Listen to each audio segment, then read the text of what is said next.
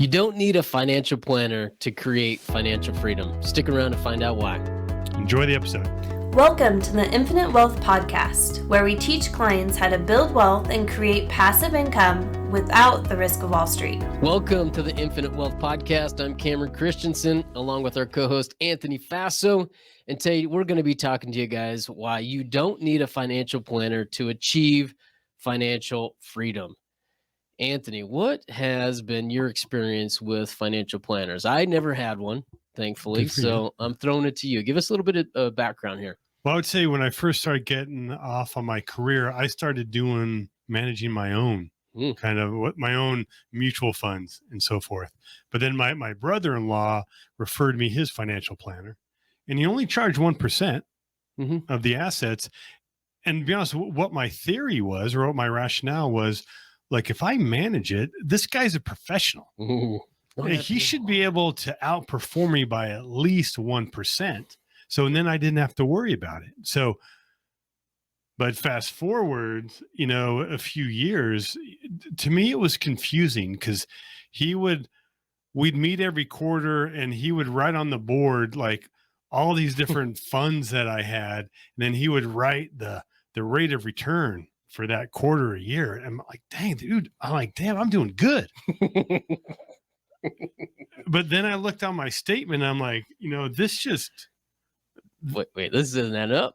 Yeah, it doesn't add up. And then I got and then when 08 happened, and I kind of figured that I need to take more control of my finances. In particular, I know I've shared a few times how much my kids have lost in their 529 plan. My son lost 60% the year before he's going to go to college. Dang. My daughter only lost 50, right? But the problem was, and to me, it was odd because it was supposed to be age rated, meaning the older they got, the more conservative they got. So I know everybody got punched in the gut, but why did my son graduated in 1 year lost more than my daughter who's graduating a few years later? And the thing is the box was never checked, that it was age rated. And that's like, okay, forget this 1% deal. I need to take a more active approach. And then when I got exposed to infinite banking and read Rich Dad Poor Dad, it really opened up my eyes. Because really, if you look at, Cameron, people that are wealthy and successful, what are typically the asset classes that they invest in? Business and real estate. Okay. Got none of that from my financial planner, right? Typical financial planners can only sell products that they have access to, right? They're not going to give you advice or help you grow your business, or they're not going to do anything in revolving owning real estate. Maybe there's a mutual fund or a REIT, but not getting the tax advantages and having that control. So that's when I realized, look, if I want to follow Rich Dad Poor Dad, if I want to create my financial freedom, I need to take more control. Well said. And guys, if you guys are just new to kind of our podcast, we actually wrote a book. We co-authored a book on why financial planning has failed, but we beat up kind of the entire industry pretty good in that book. Right. So we'll make sure we get a link to that in the show notes. But let me summarize that book for you. Right. Financial professionals are trained by banks, brokerages, and yes, even insurance companies to sell you guys products. And those products are designed to separate you from your money. Right. It's our approach that anytime someone's trying to separate you from the money, you should be really, really concerned. So we have our hierarchy of wealth, and that is the last investment you should make when you start to hand money over to somebody else. So that should raise red flags for you right there. And let me tell you, the whole reason behind kind of this podcast is because of a phone call that I had with some clients earlier this week. Great phone call, but I'm going to relay to you kind of what that sentiment was in there. And the financial professional, right, that you go out and you talk to, I'm not a big fan of, neither is Anthony. And by their own admission, right, they cannot help you achieve financial freedom. What do you mean?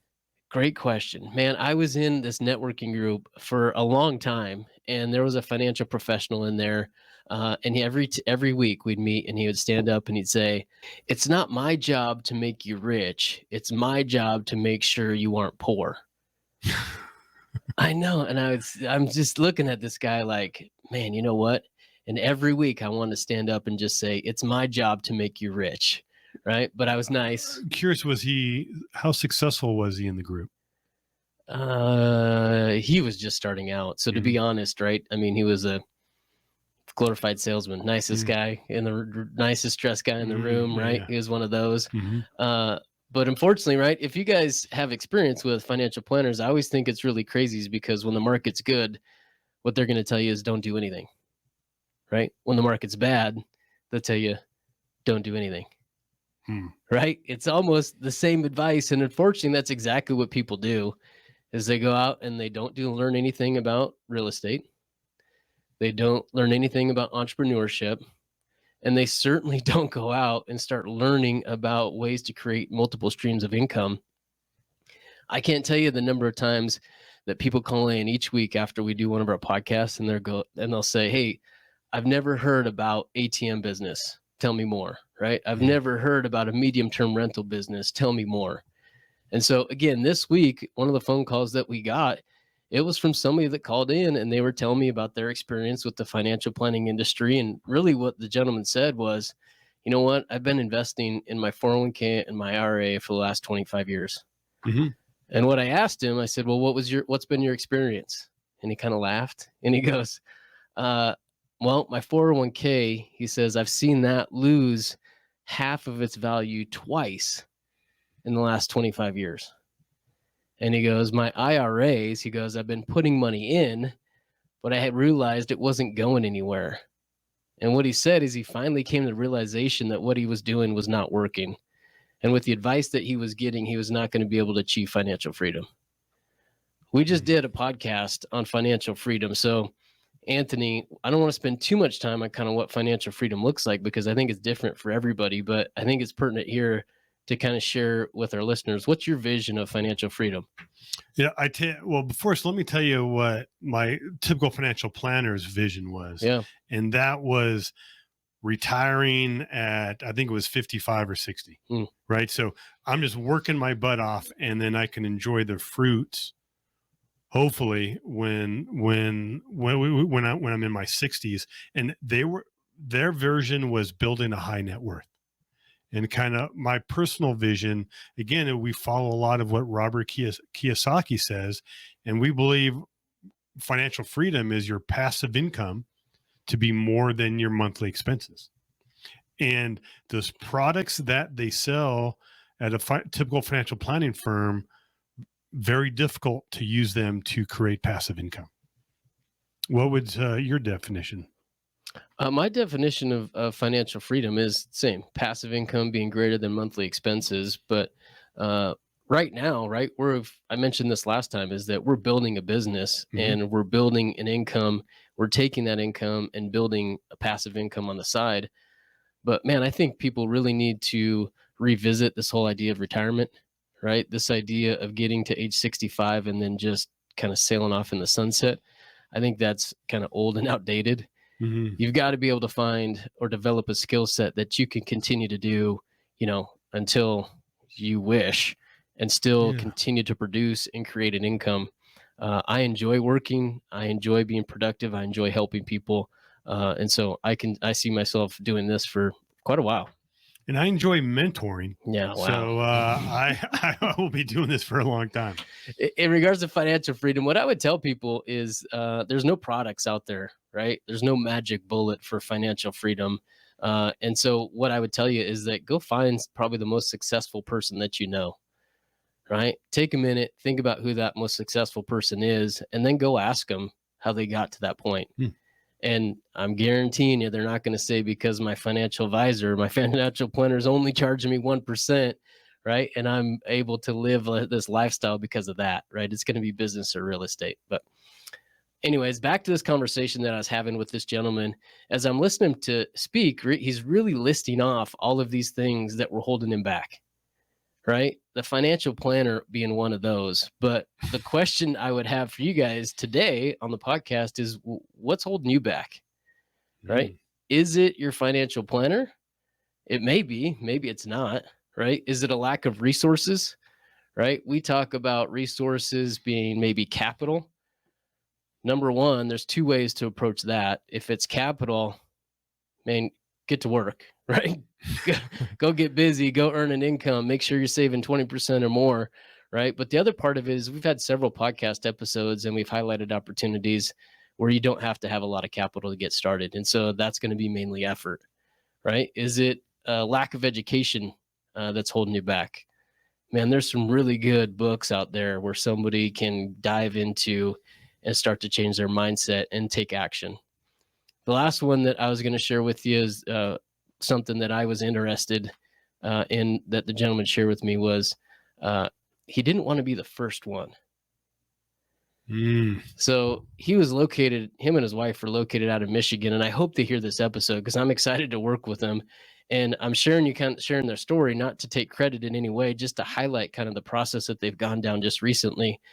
But what they shared with me is that they actually felt kind of embarrassed and ashamed when they stopped funding their 401ks and their IRAs and people found out. Wait, let's let that sink in. Yeah. I imagine the social pressure of max or putting money in these 401ks or IRAs, or I like to call them government created plans. That's sad. The GCPs, right? GCPs. The GCPs.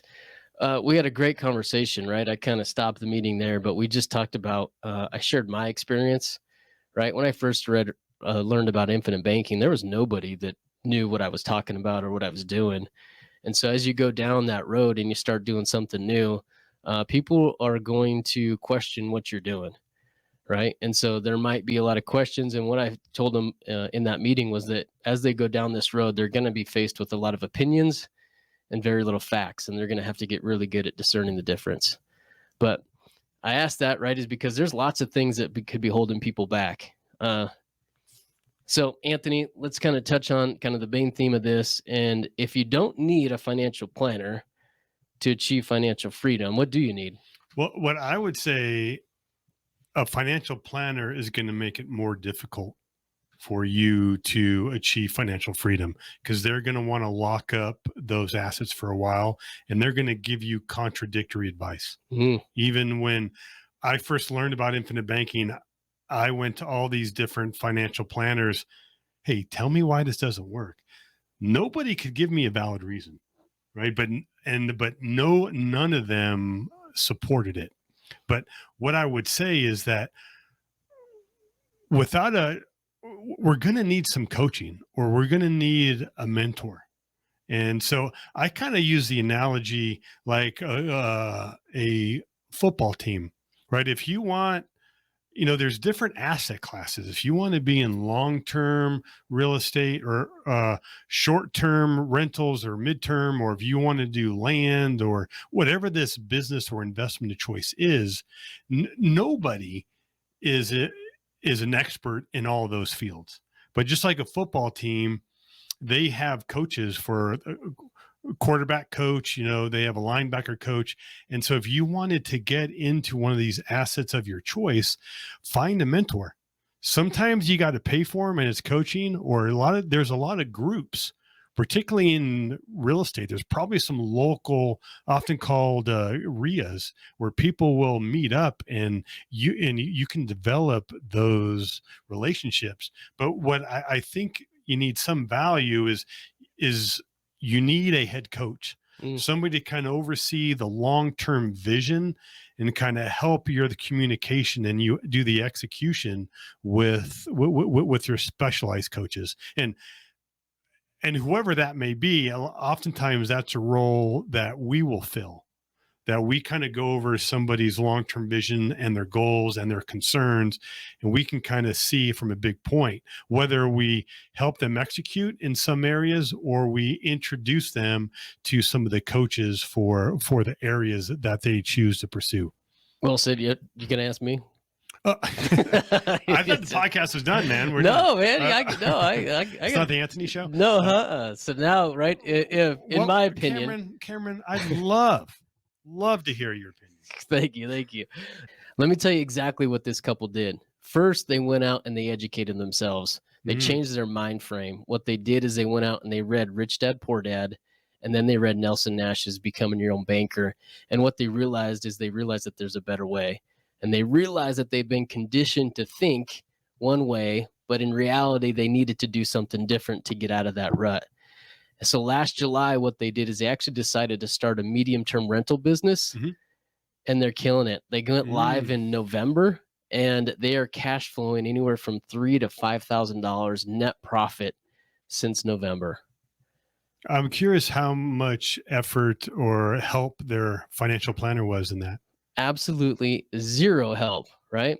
But what's great is the sentiment that they gave was, man, this is taking a little bit of effort. Right. And she's still cleaning, right? That medium term rental, they're looking at outsourcing that. But man, you know what? They've traded outsourcing that to taking control of their finances and put a little effort into this. And man, now they have this asset that is producing what would be comparable to what, $1 million portfolio? Well said. Yeah. Right. So that's what you guys need to do. Second step that they did is they reached out to us, right? They got in community. We had a great conversation just about the way that we think, the way that we approach.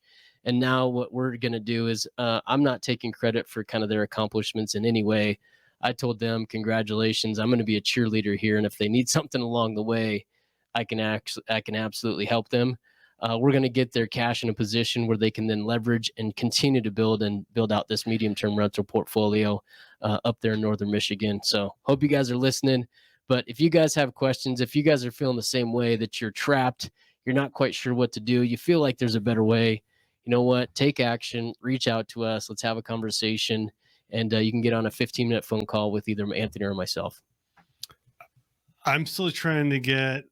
Don't even. So you mentioned you being a cheerleader, trying to get that out of my mind. But I bet you would do really good at that. Wow, thank you. And you would look good too. Thanks. Yeah.